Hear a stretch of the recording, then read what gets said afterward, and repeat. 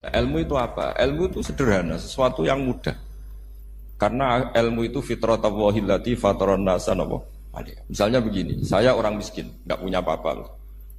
Sudah nggak punya apa-apa, nggak punya jabatan, terus keluarga yang nggak pati loyal, mungkin istri ada ngidolakan kita, bahkan anak kita sendiri juga nggak ngidolakan kita. Itu kan sial-sialnya orang, anak kita aja nggak pernah ngidolakan kita. Tapi untuk bahagia itu sebenarnya sederhana.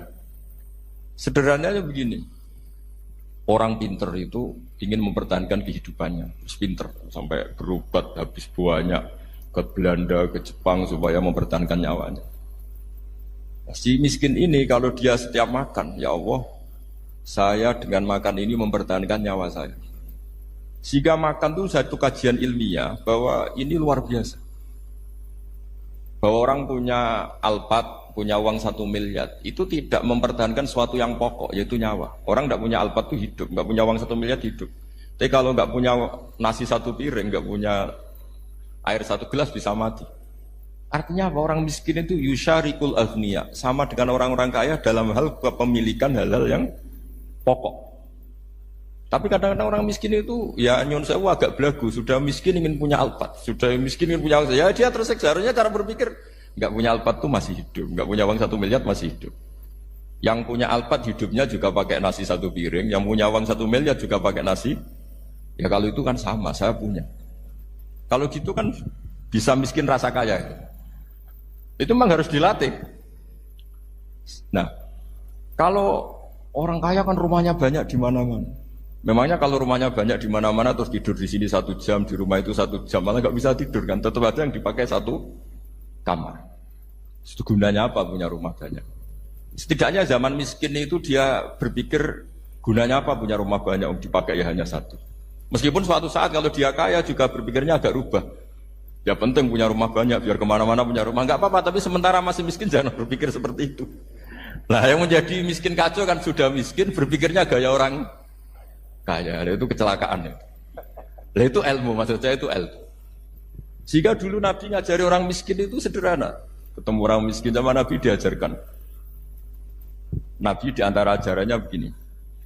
Ada seseorang man asbaha, orang yang setiap harinya mu'afan fi jasadi, dia sehat, aminan fi sirbi, negara dalam keadaan aman, tidak dalam ancaman. Indahu qutu yaumi, dia hari itu punya makan. Faka'an nama khizat lahu dunya bihadzafiriha, berarti dia sudah punya dunia isinya. Karena polanya sama. Buat Presiden Amerika itu yang untuk mempertahankan nyawanya ya makan pokok dan minuman pokok, bukan jabatannya sebagai presiden atau punya uang triliunan. Orang paling kaya di Indonesia juga gitu, untuk mempertahankan hidupnya juga dengan makanan pokok. Dan itu orang miskin punya. Kehidupan paling top itu apa? Ya kehidupan yang mempertahankan nyawa itu yang paling top, lainnya itu enggak. Karena mempertahankan nyawa ini super penting. Dan orang miskin bisa. Nah, saya berharap ilmu seperti inilah menjadikan dulu itu kuat ketika melawan Belanda. Kenapa kuat? Karena mereka gampang syukur. Barokahnya gampang syukur itu selesai dengan dirinya sendiri. Kalau bahasa intelektualnya itu, orang kalau sudah selesai dengan dirinya sendiri bisa berpikir memanfaati pada orang. Dulu orang-orang miskin ketika era sahabat, termasuk era para ulama yang mendidik para umatnya, itu selesai dengan dirinya sendiri. Nah sekarang banyak orang miskin juga termasuk orang kaya, bahkan belum selesai dengan dirinya. Wah itu angel, ngajak jihad angel, karena dengan dirinya saja belum selesai. Maka masyhur itu kan ketika perang Tabuk ada orang datang, kira-kira kalau Indonesia pakai beras 4 kilo, ya Rasulullah yang 2 kilo tak kasihkan keluarga kami supaya bisa makan, yang 2 kilo tak kasihkan jenengan untuk biaya perang. Perang Tabuk itu perang tersulit, disebut perang Dhatil Usra. Sekarang hitung saja, ini coba dihitung, mungkin yang bagian kasir tahu. Kalau 2 kilo kali 3.000, umat Islam pas itu sekitar hampir 3.000, itu sudah 6.000 kilo. 6.000 kilo itu artinya apa? Orang miskin ketika perang membiayai dirinya sendiri, itu satu. Kedua, dengan mental memberi, orang ini tidak tamak. Barokahnya tidak tamak, tidak nyalahkan yang kaya. Efek dari itu apa ketika perang Tabuk? Sumbangan dari Sayyidina Utsman yang jumlahnya besar sekali, yaitu diantaranya 1.000 dinar. 1 dinar kira-kira 4,25 gram, berarti sekitar 4.000 gram. itu bisa diberikan alat perang. Sumbangan dari Abu Bakar juga bisa dipakai beli kuda untuk perang. Nah bayangkan kalau kebutuhan orang miskin ini untuk makan itu nggak mau urun, wah saya miskin nggak perlu urun, saya miskin dipakai alasan terus. Maka jumlah 3.000 ini akan mengurangi anggaran untuk belanja peralatan perang karena untuk konsumsi orang miskin. Dan gitu kadang mangane tanduk itu kan repot. Wes miskin mangane tanduk, nak antri mo kan ribet. Artinya apa? Perang ini tidak fokus karena ngurusi konsumsi untuk orang-orang miskin. Nah, dulu zaman Nabi orang miskin pun semuanya heroik. Mereka dibantu gak mau, inginnya bantu. Sampai dicibir sama orang munafik. Apa gunanya sedekah 2 kilo? Perang ini perang besar antar negara. Pas itu mau perang melawan Romawi. Sampai orang munafik bilang alladzina almizuna almuttawiina minal mu'minina fis sadaqati. Walladzina la yajiduna illa juhdahum faskharuna minhum. Orang-orang munafik digambarkan Allah orang-orang yang mencibir sedekah kecil. Untuk perang besar kok sedekahnya hanya 2 kilo. Tapi yang mahal bukan 2 kilonya. Kalau ada 1 juta orang miskin menyumbang negara 20.000, itu artinya apa? Kita punya rakyat yang inginnya hubungannya dengan negara memberi.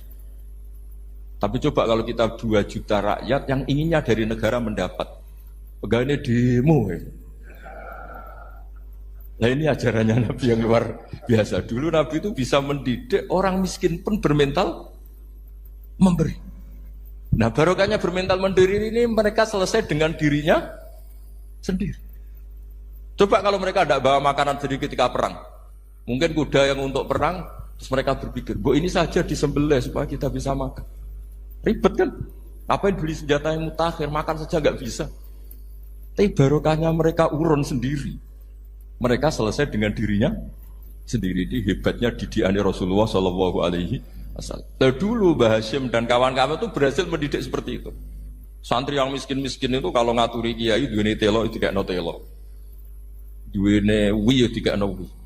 Jika kiai sing wis mapan-mapan, misalnya kados kula wonten kan mun setengah mapan, ya akhirnya yo iso mangan wi. Jebule wi ku yo enak. Santri yo seneng mergo kiai ini seneng pancen wis suwi mangan pizza misalnya. Ya tapi nak sing melarat terus aku melarat kiai tak kei wi mosok doyan. Wis melarat medhit di alasan kan ribet kan. Ini yang perlu dihilangkan. Medhit kok berargumentasi. Yang mahal itu bukan winya, mental memberi. Orang itu kalau mentalnya memberi itu berarti selesai dengan dirinya. Tapi kalau tidak bermental memberi pasti tamak. Dan tamak itu mesti menghakimi orang lain. Maka dalam kitab Hikam diterangkan penyakit terberat itu tamak. Kenapa? Karena orang pikir itu tidak ada kata-kata kitab Hikam, bukan kata saya. Yang ada itu tamak. Misalnya gini, saya kenal PLT Bupati Kudus. Tidak pernah saya bilang beliau kikir. Tapi sekali saya pernah ngajukan proposal tidak kesampaian. Wah, beliau medit. Jadi saya menvonis medit itu sebetulnya ya karena punya keinginan tidak kesampaian. Coba kalau tidak, medit orang serap penting. Misalnya anak-anak muda sama orang-orang cantik di Jakarta, pernah nggak kamu bilang itu sombong? Enggak kan? Setelah kamu bilang, Mbak aku ingin kenalan tidak sampean, terus dia agak mau, baru kamu bilang sombong karena keinginan kamu tidak. Nah, bayangkan kalau orang bermental tomak kayak apa bangsa ini. Nah, sahabat itu dididik oleh Nabi, tomak itu selesai karena keinginan mereka memberi.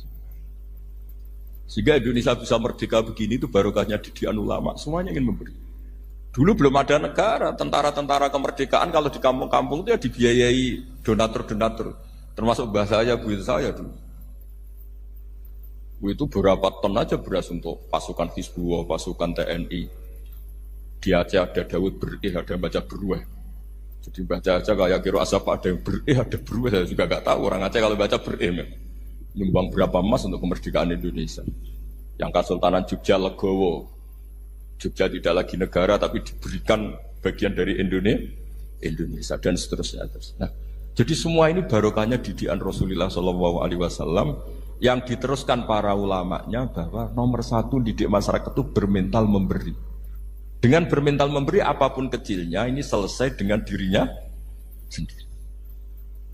Itu kalau sampean nggak punya mental memberi, nanti pulang dari Pemda, oh so acara kabupaten berkata ini tok ribet.